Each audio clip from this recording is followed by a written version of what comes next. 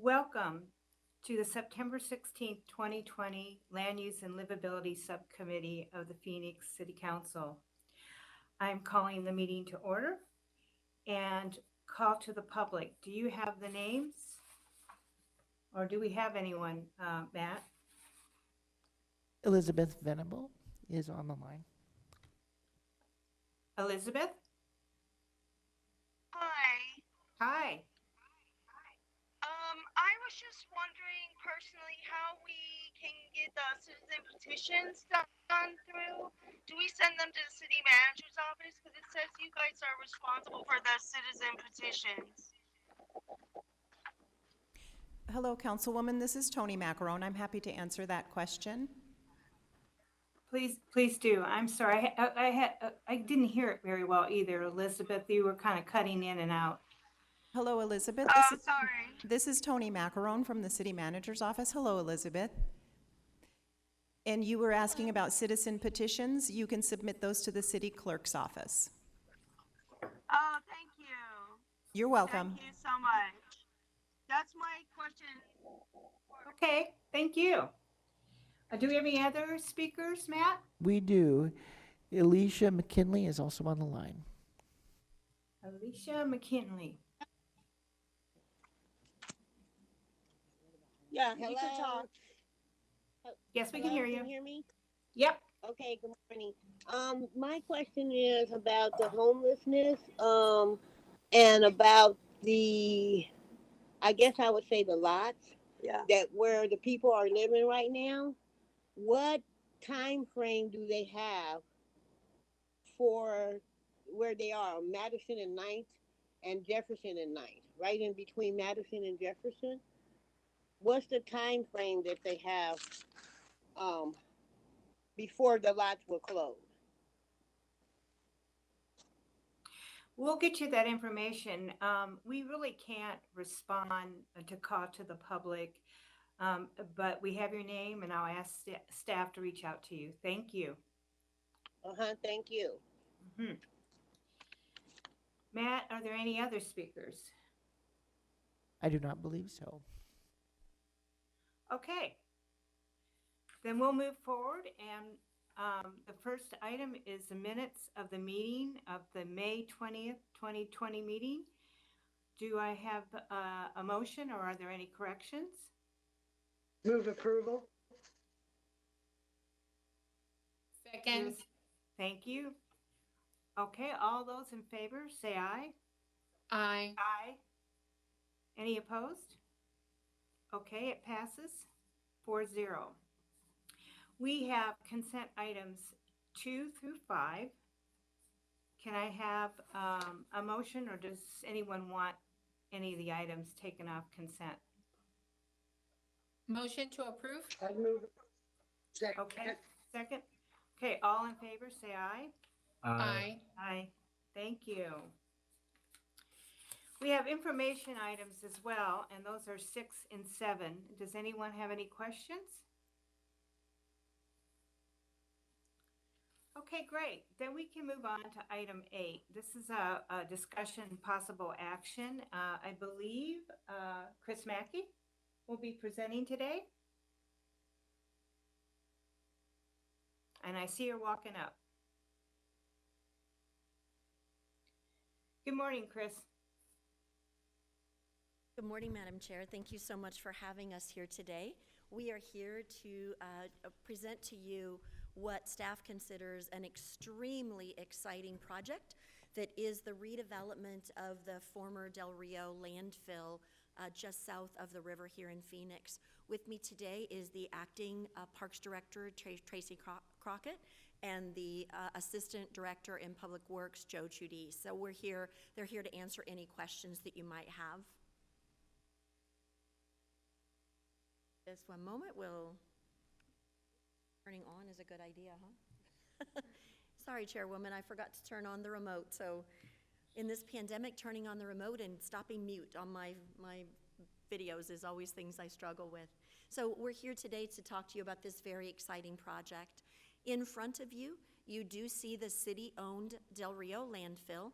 It is bordered by 7th Street on the west, 16th Street on the east, Elwood on the south, and the river on the north. It is approximately 156 acres, and 103-ish acres of that was used for a municipal solid waste landfill from 1971 to 1981, and it has been closed for the last 40 years. About 20 acres of the former municipal, the landfill was a park that ran north and south in the middle of the property, which I'll show to you the specific location of the former park in just a moment.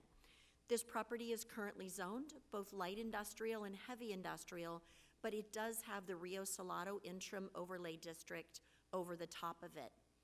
As you see in front of you, that is the general boundaries of the former Del Rio Park site that operated from the 1980s and closed in 2012.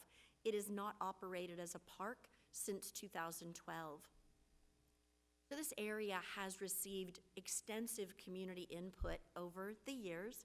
In 2003, the Rio Salado Beyond the Banks Area Plan was created, and it really was a focus on protecting the area around the Rio Salado. We'd seen some pretty heavy things over decades happen along our beautiful Rio Salado, and it looked as a plan to maximize really long-term benefits to the community and to increase the property values adjacent to the Rio Salado.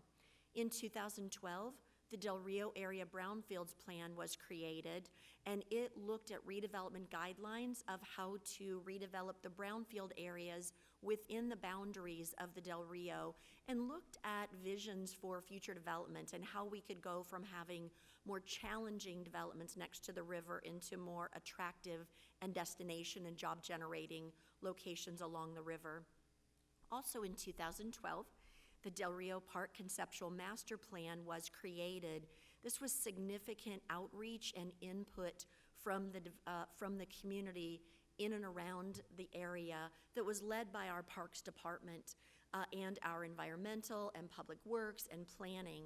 A lovely plan was created that called for a 156-acre park, but the city was unable to fund that park.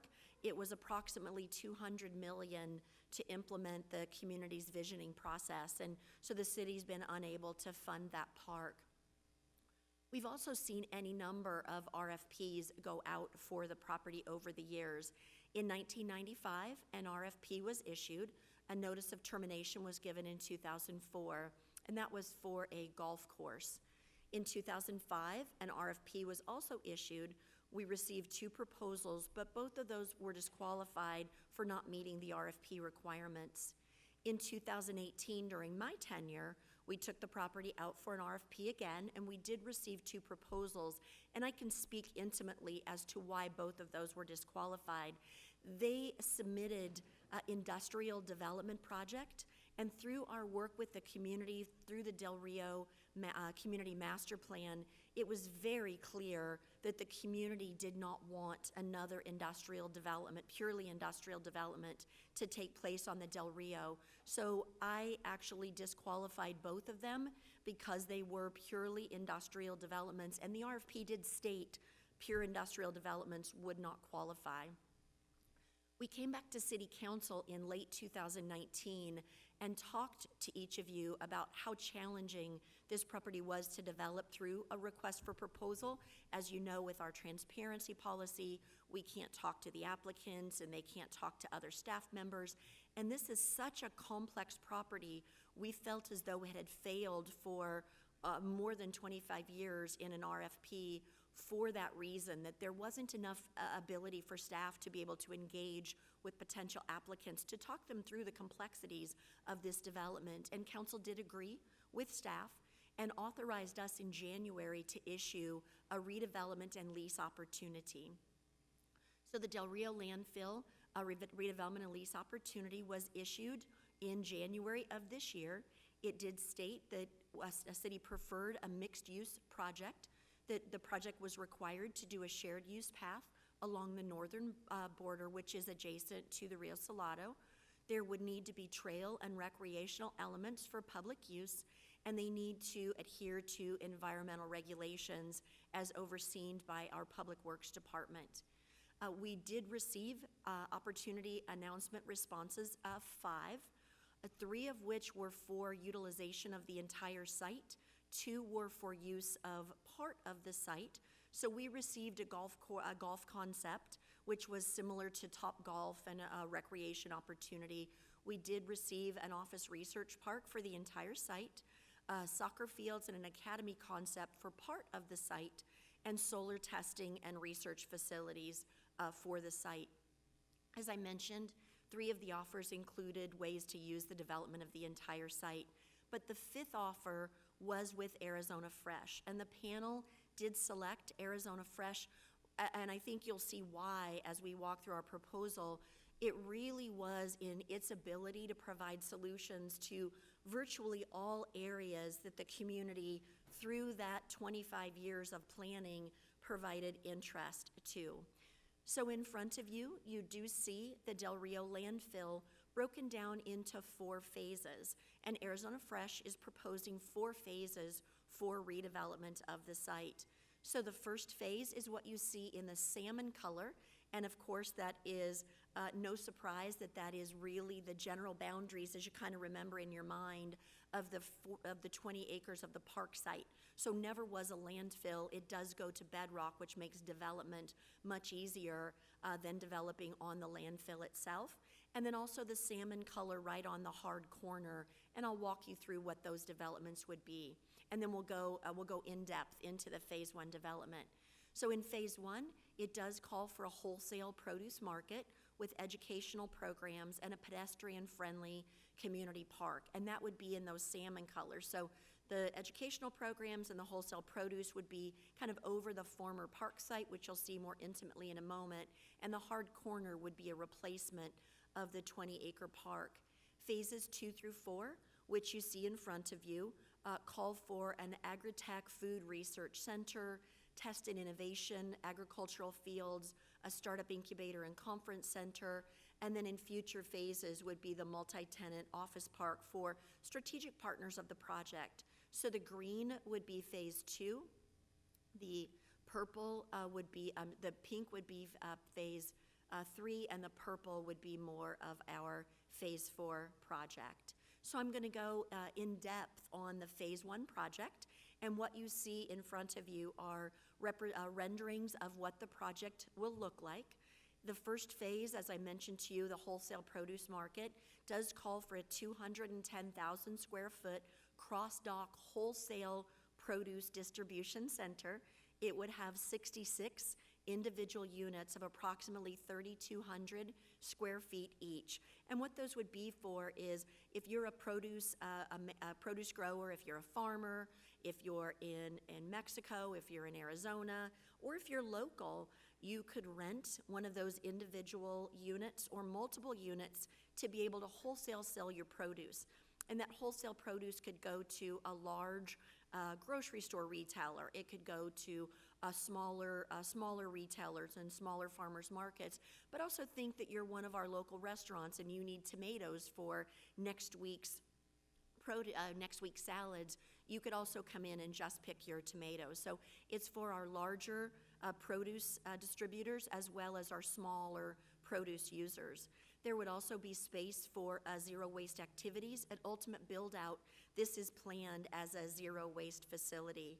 And the source of the produce, it would be the source of the produce for the adjacent farmers market. And that farmers market is the rendering that you see in front of you today.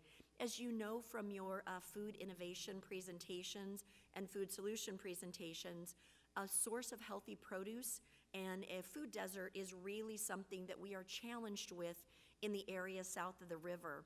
So this fresh produce farmers market would be for all of our citizens, would be for people from the region and the area to come to buy healthy produce, to buy products that are produced by our local vendors and others. And it would be open, unlike the farmers markets we see that are open on Wednesday nights and Saturday mornings as an example, this would be open during normal business hours for everyone.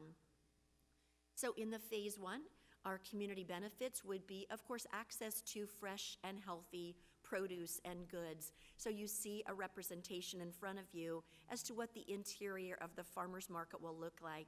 So you may, this public market, you may be one of our local farmers that's in South Phoenix, and you have lettuce that you like to, that you sell and produce.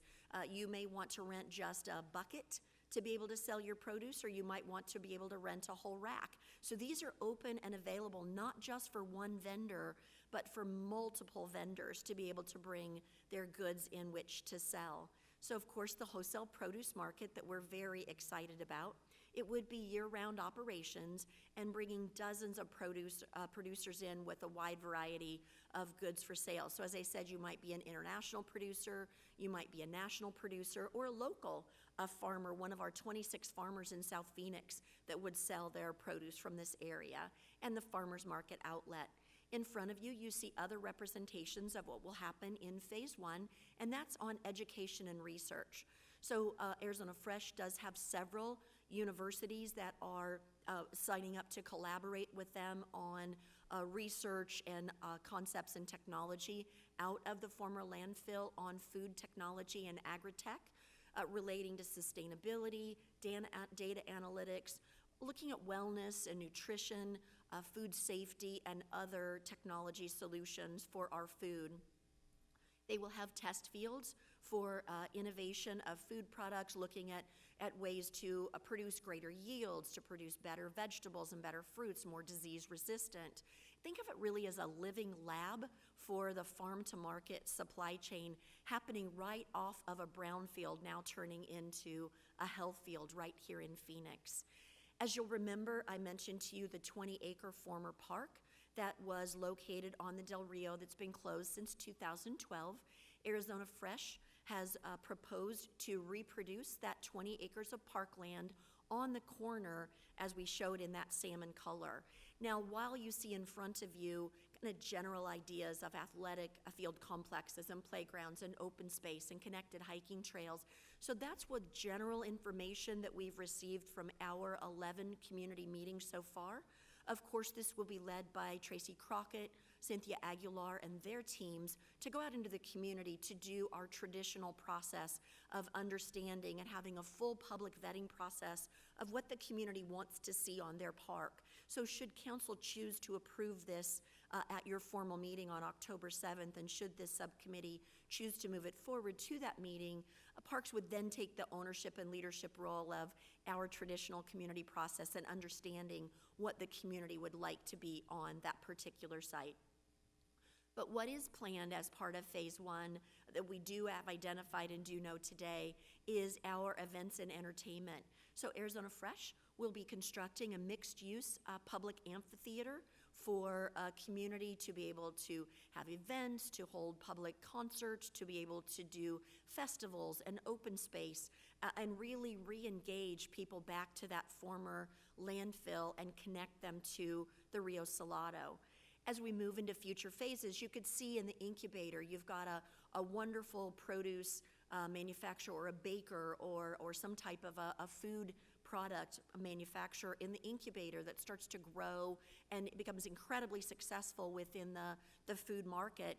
What we are planning with Arizona Fresh then is to have space that they could spin out into their own restaurant or into their own retail store. Maybe they manufacture salsa or chips or they make, not healthy, but I love them, a cupcake or something that happens in that particular area. So we see this growing over the next 20 years into a true destination location for all types of food innovation. A third-party economic impact analysis was run by Mr. Elliot Pollack, and it does project at the build-out of 4 phases of 1,500 jobs that will be in operation on the Del Rio at Ultimate Build-Out, and that includes the startup incubator in phase 2. At Ultimate Build-Out, the former Del Rio landfill, now a food agri-tech innovation center, will have an annual economic output of just over $848 million, will produce nearly 1,500 jobs and $3.5 million annually into direct revenue into the taxing jurisdictions from their operations.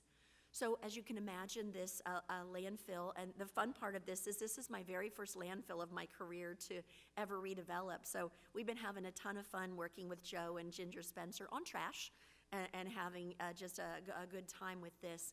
As you can imagine, our Public Works Department has extensive studies on all of our landfills, but Del Rio being one of our oldest, they have a very dedicated library on this particular project. But Arizona Fresh, back in May, as council will recall, we came forward to you and asked for a license for Arizona Fresh to be able to get onto our landfill under the guidance of Joe's team in Public Works to do some of their own bore sightings, to see their own borings, to see what actually was in the landfill and verify that our reports were indeed accurate.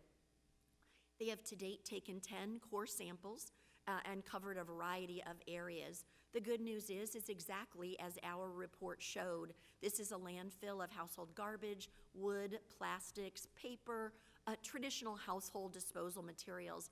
To date, they have found no chemicals, construction waste, or tires, which can be much more challenging to develop in. And in fact, the landfill has very low methane production after 40 years of its decomposition.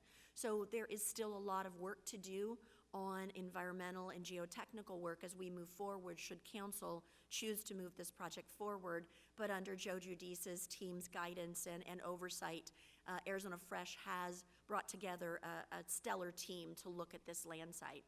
As you can see, the use of the former landfill will really be minimized in phase one. Again, no surprise that kind of that tan peachy color is the former park where it goes to bedrock and can work, can start construction pretty quickly.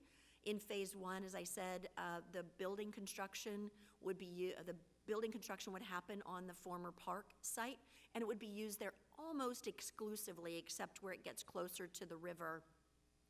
There would be some remediation necessary, depending on the park that is conceived of and brought forward by the community. And the idea is to keep the park as close to the community as possible, which is why you see it along Elwood, but would also bring paths and trails connecting along the Rio Salado for people to continue that walk over to the Audubon and really to create that entire Rio Salado connected activity.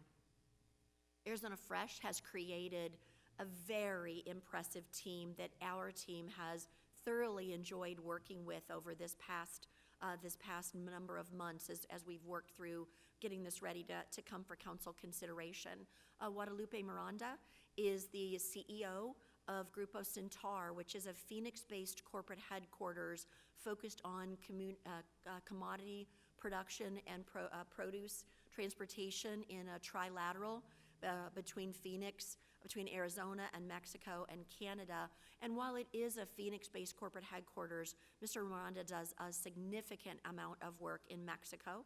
Alejandra Vasquez is with Mercury Investments and is in charge of the agriculture food experience, working in government and private sector with significant experience in commodity and export promotion. Rodrigo Torres Conde, more than 22 years in P3s and real estate development, a significant amount of bilateral experience.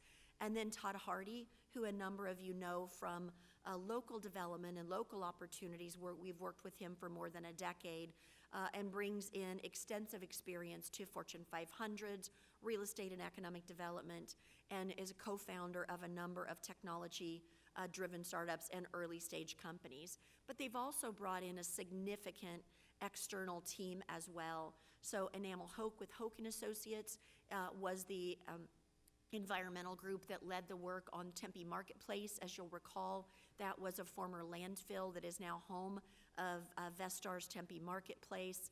You have Kimley Horn, you have Jack Gilmore on landscape architecture, University of Arizona.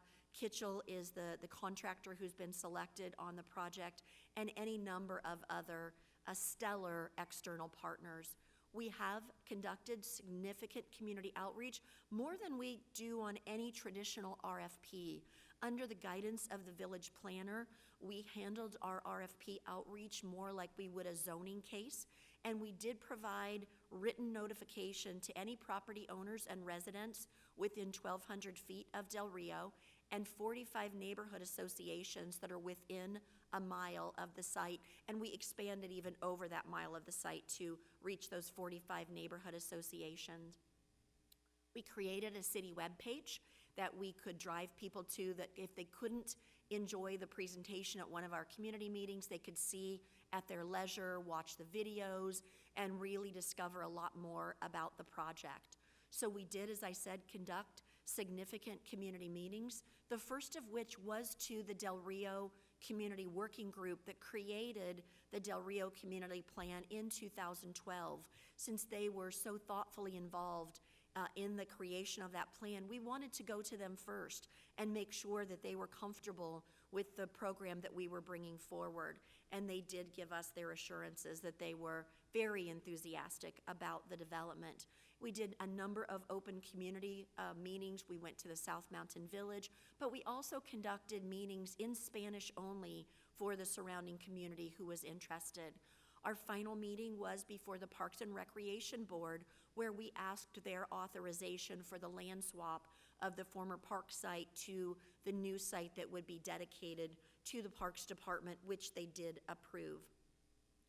We have some pretty significant business terms for your consideration.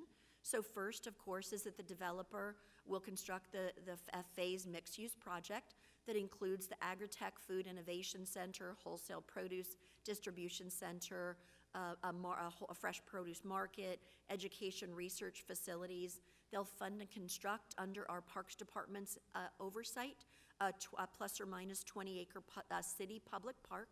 They will pay an annual rent to the city of $1. The reason that we can do that is the fair market value of the development of the property itself will be covered in the construction of the city's public park. So the city is getting fair market value for the development of the property in the development of the park. The Parks and Recreation Department will operate and maintain it since it is a public park, but the developer will provide an annual financial assistance to help fund the operation and maintenance through the term of the lease. And we are proposing a 100-year ground lease with a provision for an extension term. But Chairwoman, I promise you, I will not be here to lead you through an extension term in 100 years from now. They will need to comply with all city-approved plans and enter into our development agreements within 12 months should council choose to approve this project. And they will need to start construction of phase 1 within 24 months from that. The city will continue to maintain the landfill. It will be a land lease since we will maintain ownership and maintain the landfill. We'll have oversight of the methane gas and the water system, and we will provide them a method in phase 2 for access to the park from 7th Street in phase 2. So, Chairwoman, we do request the Land Use and Livability Subcommittee recommend approval to take Arizona Fresh forward for full City Council approval. And with that, we would love to take any questions you might have. Thank you. I appreciate your presentation. I wish we could keep you for 100 years. You seem to bring a lot of magical projects to us, and this is one of them. I do believe we have a speaker. Can we hear from the speaker first before I ask for subcommittee comments? And that would be Todd Hardy from the Arizona Fresh team. Is he online? Yes, can you hear me? Yes, we can. Thank you very much for the opportunity to participate. As Chris outlined, the project is one that we are very excited about. We think that the combination of being able to provide some solutions for the delivery of fresh produce to the marketplace, to this food desert, but beyond that, into the entire region, and to surround it with innovation, the opportunity for jobs, the opportunity for increased amenities for the community is a very unique and inspired vision for the marketplace that we would love to pursue as soon as possible. Well, thank you, and we appreciate you being a part of the team that's going to make this happen. Do I have any council comments? Councilman Garcia.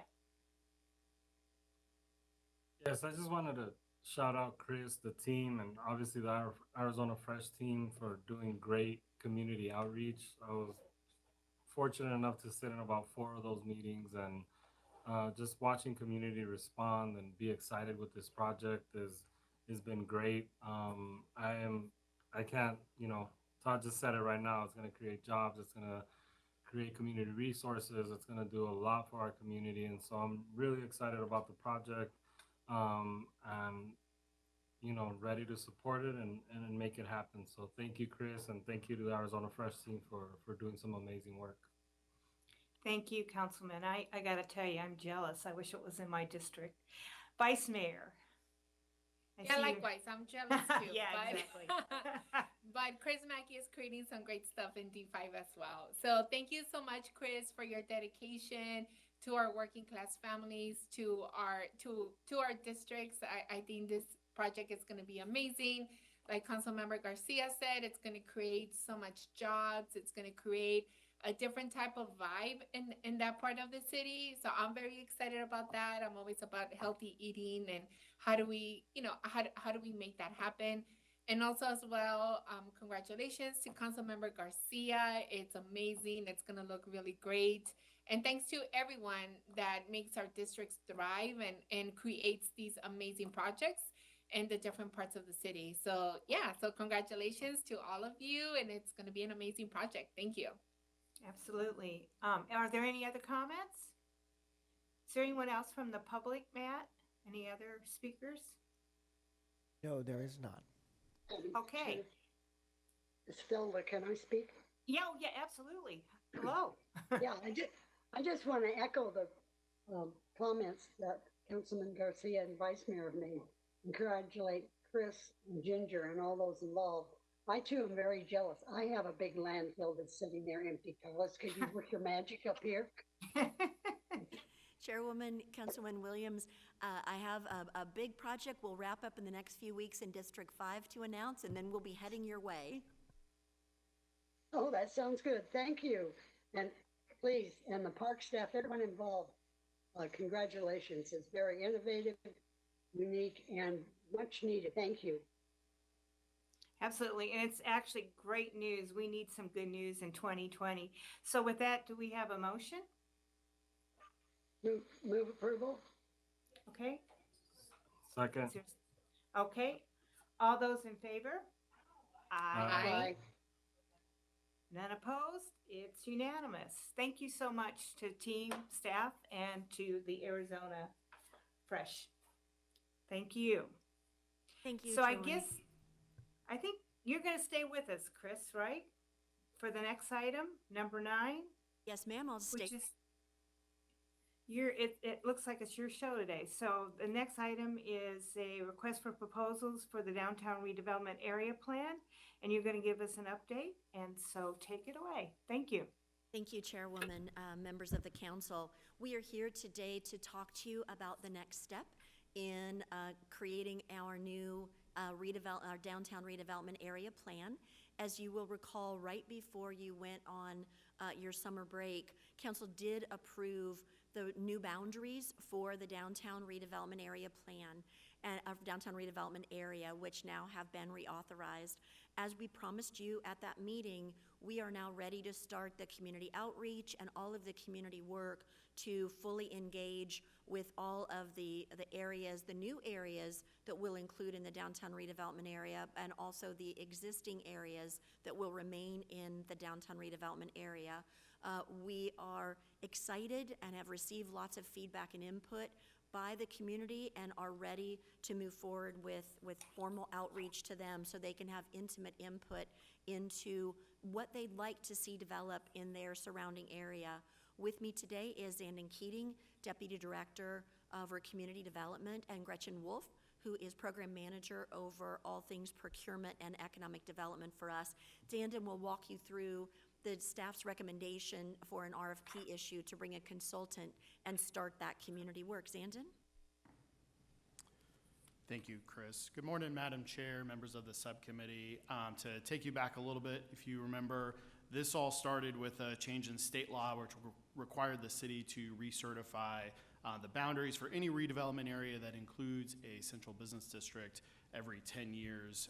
That was completed by City Council when they recertified the downtown redevelopment area in June of this year. And then the next step of that process is because this recertification included such a large change in the redevelopment area boundaries, we now need to update the plan for the downtown redevelopment area. And so that is the process, as Chris mentioned, that we are really starting to embark on today. So to give you a little bit of a refresher on this redevelopment area, it became quite a large area, the greater downtown area. It included really the entirety of 7 different redevelopment areas, along with a portion of one additional, the Sky Harbor redevelopment area. So it's a very diverse area. Also includes a number of different planning efforts that have occurred within the boundaries over the years. Things from, of course, that original downtown strategic plan and other planning efforts in downtown to transit-oriented development plans, Reinvent Phoenix, the aviation land use plan, some efforts in South Phoenix in the Capitol Mall. So there's a very large variety of different planning efforts that have taken place within the new boundaries. Looking at that, as we started working on this plan and looking at how diverse of a community and area this is and how diverse the different stakeholders were, we thought it would be a really good idea to bring in an expert in creating redevelopment areas who could really work with us in the community to act as a neutral party to really bring forward the needs and wants of those different communities and help balance all those different ideas so we could create a great plan that's really going to work for this greater downtown area moving forward. So a little bit about what we would request of this consultant. We would expect that they would, of course, create a timeline for what this planning effort would look like. Assist with project-related tasks. They would manage and supervise both their team as well as assist with managing the city team as well. And then help the city to perform that community outreach, which of course includes the neighborhood steering committee that the council requested that we create, and we're working on creating today. And then finally, create that final plan, taking all of that stakeholder input that we would bring forward to city council for approval. So what would that plan really include? So the first thing is to talk about what do we want to get out of this plan. Of course, there's what objectives are we looking for? And then there's those high-level, broader area objectives. What sort of development and improvement objectives are we looking for to get out of this plan? And then also there's those neighborhood-specific goals and needs that come out of each of the really individual and diverse communities that we have in downtown. There would also be a general land use plan that would be a part of this plan. What do we want to see out of all the different areas in this updated boundary? And then, of course, incorporating all those existing planning efforts, both the redevelopment area planning efforts, but also all of the other, the TOD planning efforts, the South Phoenix, the aviation, the other downtown planning efforts that have taken place, and bringing forward those ideas and objectives as well. And then what actions would need to be implemented by the city in order to have this plan come to fruition? Madam Chair, it's Chris Mackey. Just as to put a finer point on that, we have so many areas within this redevelopment area that have spent years in working through their planning process and creating their land reuse documents. I think specifically about the aviation land reuse area and others.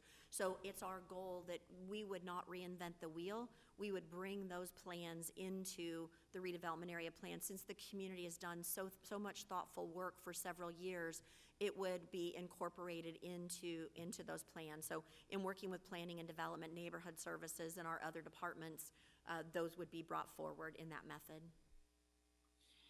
Thank you. I think that's a great idea. I'm going to pass it over to Gretchen Wolf to talk about some of the minimum requirements for the RFP now. Good morning, Chairwoman Stark and council members. If approved, this RFP would include a minimum qualification requiring each proposer to have at least 5 years' experience conducting economic development or land use planning studies so that we would know that they are qualified to do this type of work. The proposed evaluation criteria.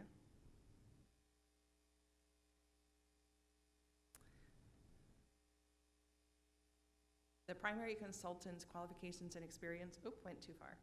The primary consultant's qualifications and experience will be the top criterion, there we go, with up to 300 points, putting the most emphasis on the individual who will be managing this process. The second the evaluation criteria will be the proposer's qualifications and experience, so the entire team that would be supporting that primary consultant.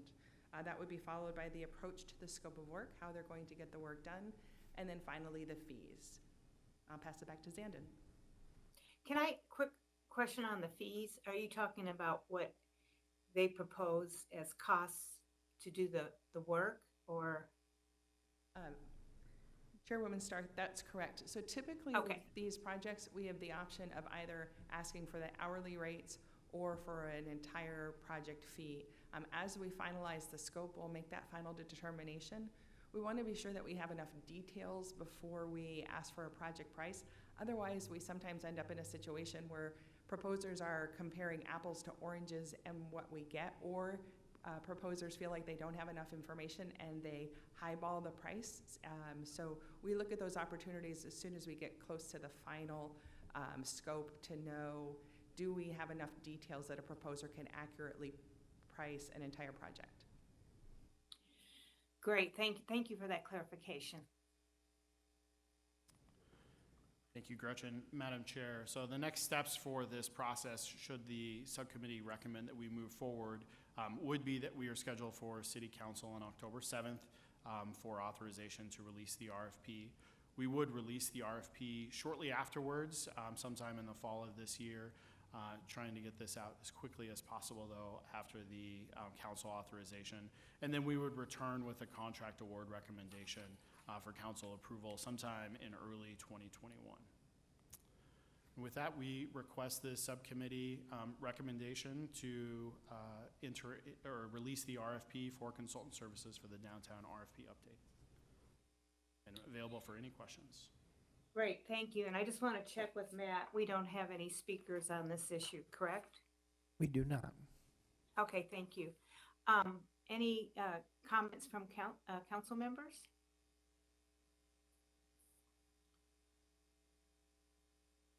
I don't see anyone. I still see just the screen. So I guess there's no comments. So can I get? Chairwoman, it's Chris Mackey. Councilman Garcia, you can only see the screen, but he's raising his hand. Okay, good. I wonder, I'm looking at, I don't see anyone. I just see the screen. Okay, there you go. Thank you for taking that down. Sorry about that, Councilman Garcia. Please. Yes, thank you. Thank you, Chair. Thank you, Chris. Yeah, no, I'm excited about the redevelopment area going into particularly the land reuse area of the airport. So thank you for this. Looking forward to what comes out of it. I know some of these areas already have plans that have come together. So it's just a matter of bringing people, making sure that we move forward with this. So if there isn't any other comments, I'd move to approve. Absolutely. Can I have a second? Second. Okay, great. So all those in favor say aye. Aye. Opposed? The ayes have it, unanimous. Thank you. Next item is 10, Economic Impact Study for Historic Preservation. I believe that's Michelle Dodds, who just had a birthday last Thursday. Happy belated birthday, Michelle.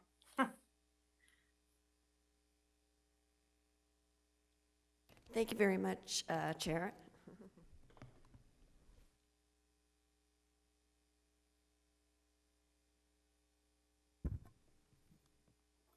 Thank you, Madam Chair, members of the subcommittee. This is Alan Stevenson, and as you noted, I do have Michelle Dodds, our Historic Preservation Officer, here with me.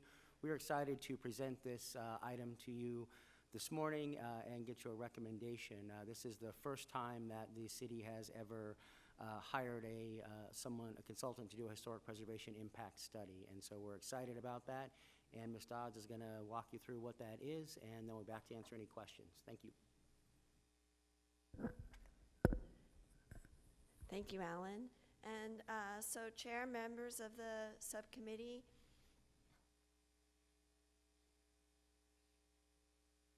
may ask, why do an impact study?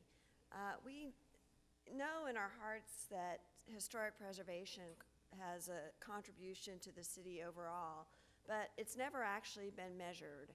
And so we want to measure the contributions of historic preservation. That would involve compiling quantitative impacts using economic, social, cultural, and environmental metrics, as well as qualitative impacts using stories from the people who have contributed to our city's historic fabric. Also, a little different from most economic impact studies for historic preservation, we also want to measure the contributions of older housing stock toward affordable housing and workforce housing in our city. And we also want to develop information to demonstrate the value and the contributions of historic preservation efforts in Phoenix. And who can prepare such a study? Really, there's one company known to do this nationally and internationally on a citywide level, and that's Place Economics. And the rock star, if you will, at Place Economics is Donovan Rimkema. And you can see some of the cities, major cities across the U.S. This is just a few of them. Los Angeles, New York City, Nashville. And I really want to point out San Antonio, Texas, because in speaking to them, they're really the ones that brought to my attention how important it was not to just look at historically designated properties, but older housing stock within your city and its contributions toward affordable and workforce housing. Who would be involved in this study? We'd have focus groups. We'd be looking at staff, both at the city and state level, and Historic Preservation Commission, obviously, preservation organizations, professionals in the field, owners of historic properties, residents of our historic neighborhoods, and developers that work in historic preservation. Also, presentations would be involved at the Historic Preservation Commission, the City Council, hopefully at a policy session, and also at the State Historic Preservation Conference. With that, Madam Chair, members of the subcommittee, that concludes our presentation, and we are here to ask subcommittee approval to pursue the one-time purchase of these services at $105,000. With that, Thank you. any questions? I appreciate it. I've actually had an opportunity to see the consultant speak, and he is quite dynamic, so it's a great choice. Are there any comments from the council subcommittee? Great. So can I get a motion then? Motion to approve.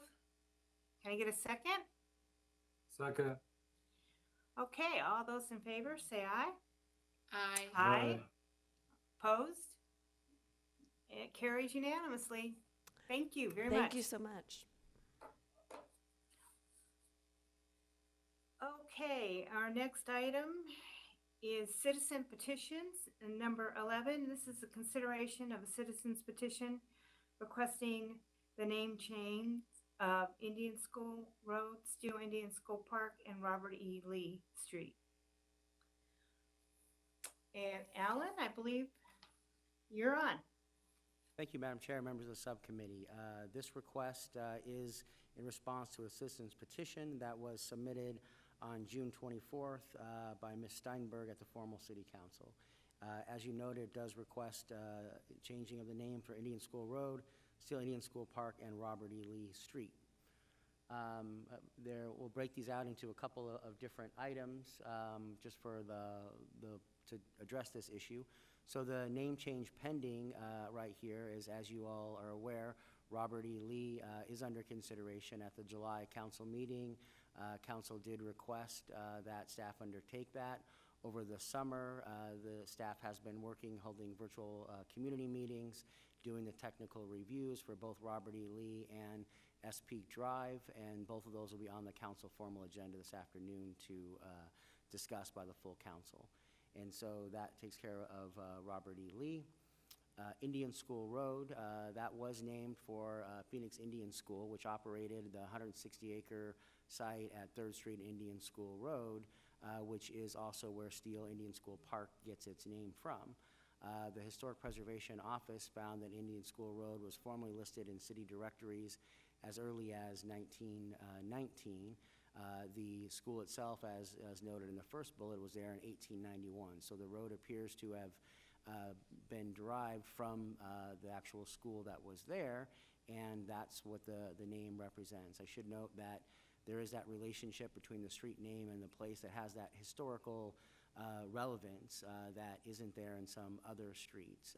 And so Indian School Road does have a correlation to the school and the park as well, where there are buildings that are preserved. The park was designed with Native American influences as well as input throughout the development of that park site. And so it incorporates some of the history of what happened in that place, even though it is something that is not causes some significant concerns with some with folks in the community. We are working through those efforts to respond to all the historical issues that had happened there, and we have had some discussions with various folks within the Native American community as well, and they have seeming at this point are okay with Indian School Road because it is playing that historical context to Indian school that was there, as well as the park site.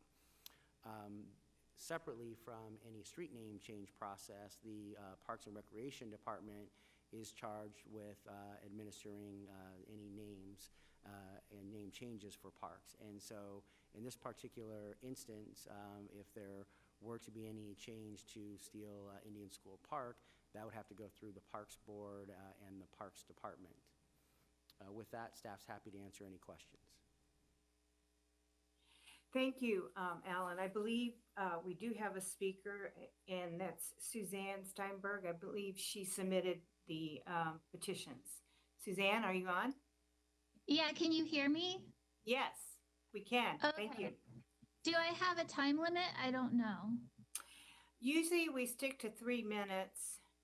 Okay, thank you. Thank you for agreeing to hear me. I am the one that petitioned the name. I live close to Indian School. I've talked Indian School Park and Indian School Road. I've talked to many Native Americans. The name is very offensive. It doesn't reflect the depth of pain that people have felt through these schools. There's a lot of, it has impacted people's identity. And I think there's an opportunity for healing and for coming together with a name change. And that's it. Thank you. Thank you. I appreciate it. Again, Alan, you did mention in your presentation that you reached out to various community members in the Native American community. And again, you said they did not have a problem with the name? Mayor, I'm sorry, Chairwoman I Stark. don't want to be yes. mayor. Chairwoman Stark, members of the subcommittee, we did have a discussion with some folks at Native American Connections. Okay. It wasn't, I'm not going to say they were happy with him. It's not as offensive as Peak Drive and other names, because it does relate to the place and the school and what happened, and the fact that the city has created a park and has worked to preserve that with the Native American community in a fashion that it wasn't, I think, deemed as important. Okay. Thank you. I appreciate that. And then we are handling Robert E. Lee this afternoon. Are there any council subcommittee members' comments?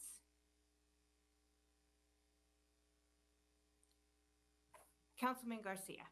Thank you. Yes. No, I think we're handling the other two street names. I think when it comes to Indian School Road, um, similar to the ask that we've had of parks with is trying to have some land acknowledgements and actually recognize some of the past and the troubles that were caused by these Indian schools and obviously by taking this land and being where we're at. And so I think that's it's a conversation worth having because it's divided and we don't have a full process. I think especially we would want Native folks to lead this name change if that's what we decided to do. And so I think some of us maybe, or I don't know, we could talk with staff, maybe we could commit to having some more conversations, but I wouldn't feel right requesting a name change without having a process or a thought of bringing in and incorporating indigenous folks of this area. So I think we're handling the other two, and I can at least commit myself, my office, to look into if it's something that folks want to do, and also what a separate process would look like to change or possibly do some acknowledgements around Indian School Road. Excellent. Well, if you're offering to do that, I think that's great. And I know you can get it done. So I think we have a course for some of the street names today, and the others, if we can pursue a discussion further, then I'm fine with that. Thank you. Okay. I don't think there's a motion on this one. It was just to discuss. And the next item is 12, which is consideration of a citizen petition relating to loose railings. And Alan, I guess that's yours as well. Thank you. Thank you, Madam Chair, members of the subcommittee. This petition was also submitted by Ms. Steinberg at the June 24th City Council meeting, and it's a request for additional code or clarification be added to the current construction code that a railing is unacceptable if it's dangerously loose. The current Phoenix Building Construction Code, which was adopted by Council in 2018, does have requirements for handrails and structural load requirements. You see a diagram off to the right of the PowerPoint here that is taken from that details some of those requirements. That hand railing is verified through the plan review process. So when someone is going through and building, their building, they submit a set of construction plans that will have these kind of details in them, and then it is approved in that manner to make sure they're referencing the correct code requirement. And then out in the field, the building inspectors inspect that it's constructed to that quality as well and meets those requirements before the building is allowed to be occupied. Here is a summary definition of what the existing building code says as it relates to railings and porches. And so you see in here, it clearly says that they have to be maintained in safe condition, capable of supporting a load, that normal use may place thereon. And so that's a requirement today that's in the code, so there isn't any need to update anything. That type of code, after a construction process is all done and meets the city's requirements as administered by the Planning and Development Department, any long-term maintenance issue is something that then the Neighborhood Services Department inspectors would enforce. That's on a complaint basis only, and those code requirements are administered by them. Here's the phone number and how to file an online complaint, so that NSD would go out and investigate any of those and work with a property owner to get compliance. As you all know, the first way that NSD approaches things is to try and get compliance, and so they would issue a notice to correct and give them 30 days to fix it before doing anything else. And with that, I'm happy to answer any questions. Thank you, Alan. I appreciate it. We do have the petitioner, Suzanne Steinberg, on the line. So Suzanne, any comments? Can you hear me? Yes, we can. Thank you. Okay.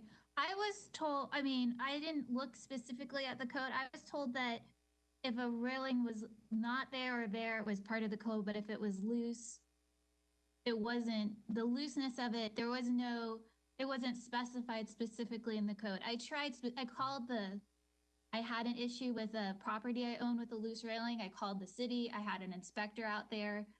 They told me if the railing was loose, there was nothing they could do about it. I don't know, I guess I can't ask a question. If there is the if the loose railing is part of the code, I mean, it doesn't need to be included, but I was told that it wasn't part of the code, so. So I believe. Communication happened. Sorry, go Yeah, on. so I believe it is a part and you can report it, but I think it's up to the property owner to fix it. Is that correct, Alan? Madam Chair and the subcommittee members, yes, it's up to the property owner to then fix that. And I'm happy to have a discussion offline with Ms. Steinberg about the particulars of her property and what happened to see. It sounds like she had some inspectors out there, but I'm happy to talk with her separately and try and work it out. Thank you. Okay, I would appreciate. Oh, sorry, Suzanne. I was going to say I appreciate it, and we'll follow up with you. Okay, Suzanne? Okay, thank you. Great. So any council discussion on it? I think that's pretty forthright. So items 13 and 14, I withdrew because I thought we were going to have a really busy agenda today. But the good news is all text amendments are heard through a public hearing process at City Council. Correct, Alan? Madam Chair, members of the subcommittee, that is correct. Okay, thank you. So all text amendments have a public hearing, so we'll have a chance to talk about those at the council formal 10-7. Next item is call to the public again, and Matt has informed me we have one other speaker. Matt? Yes, I believe Anoop Grawal is on the line. All right. Yes, that is me. Can you guys hear me? Yeah, we sure can. Sweet. Good morning, everyone. Thank you for Good letting morning. me speak at this council meeting about my grievances with the permit process. I'm slightly nervous, but I have my notes. It's okay. I'm Anoop Grewal. I teach mechanical engineering at Arizona State University. I purchased my first ever home in December 2019, and me and my husband moved there in January this year. So this is around South Mountain Central Avenue area. It's under the purview of Councilman Garcia. So the property outside my house is kind of underdeveloped, and landscaping is our next project. So for starter, there's a wash, and there's a driveway which is connecting the road to the house, and it goes through the wash. So I thought that it would be nice to put a permit in there, so a culvert in there, and pave the driveway by February or March, so 2 months after we moved in. And then I started planning to plant for the upcoming season. Well, it is September now and nothing has happened, mostly because of the huge delays in the permit process. So if I have more time, I can give you my whole multi-month long timeline with the permit system. But the key issues beside the time was the price.